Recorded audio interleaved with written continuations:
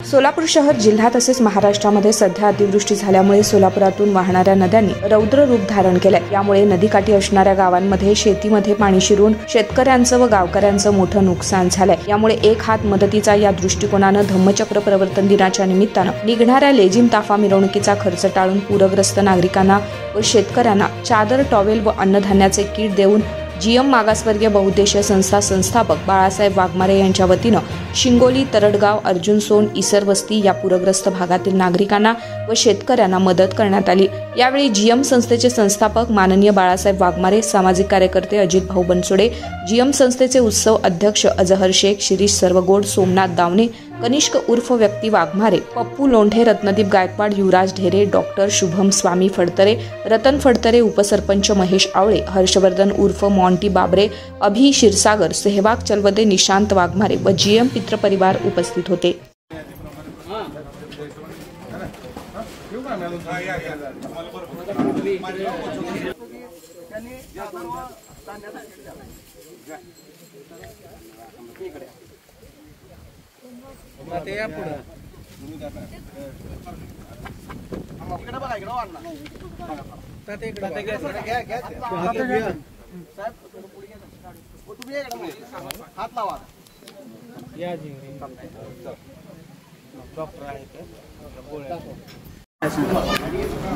सध्या सोलापूर शहरच नव्हे तर संपूर्ण महाराष्ट्रामध्ये पूरजन्य परिस्थिती झालेली आहे। मोठ्या प्रमाणात पाऊस पडलेला आहे।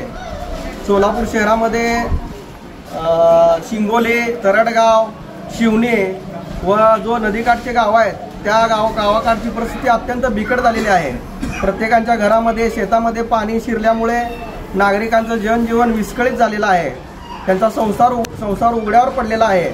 या सर्व गोष्टीचा विचार करून, या सर्व गोष्टीचं गांभीर्य लक्षात घेऊन यंदाच्या वर्षी जो धम्मचक्र प्रवर्तन दिनाचा सोहळा जीएम संस्थेच्या वतीने उत्साहात मिरवणुकीच्या माध्यमातून साजरा केला जात होता, ती मिरवणूक कॅन्सल करून त्या मिरवणुकीला येणारा जो खर्च आहे तो पूरग्रस्त नागरिकांसाठी जीवनावश्यक वस्तूचा पुरवठा करून एक दिलासा देण्याचं काम जीएम मागासवर्गीय बहुउद्देशीय संस्था संस्थापक बाळासाहेब वाघमारे व जीएम मित्र परिवाराच्या वतीने करण्याचं एक आम्ही मानसिक ठेवलेला आहे। अनेक सामाजिक संस्था मदत कार्यात उतरत आहेत, परंतु कुठेतरी शासनाचे प्रतिनिधी मात्र या लोकांकडे कुठेतरी दुर्लक्ष करते, काय सांगता? मी आपल्या माध्यमातून शासनाला देखील विनंती करतो की ज्या भागामध्ये पूरजन्य परिस्थिती आहे त्या नागरिकांची अत्यंत बिकट अशी परिस्थिती झालेली आहे, तर जिल्हाधिकारी साहेबांनी व त्यांनी नेमून दिलेल्या प्रत्येक मंडल अधिकाऱ्यांनी वैयक्तिक स्तरावर जाऊन पाहणी करून लवकरात लवकर पूरग्रस्त नागरिकांपर्यंत जेवढी मदत पोहोचवता येईल तेवढी पोचवावी, यासाठी आम्ही जीएम मागासवर्गीय बहुउद्देशीय संस्थेच्या माध्यमातून देखील कलेक्टर साहेबांकडे पाठपुरावा करू। या पूर परिस्थितीमुळे अनेक जनावरे देखील दगावली आहेत आणि वाहून गेले आहेत, परंतु त्याकडे शासन मात्र दुर्लक्ष करते।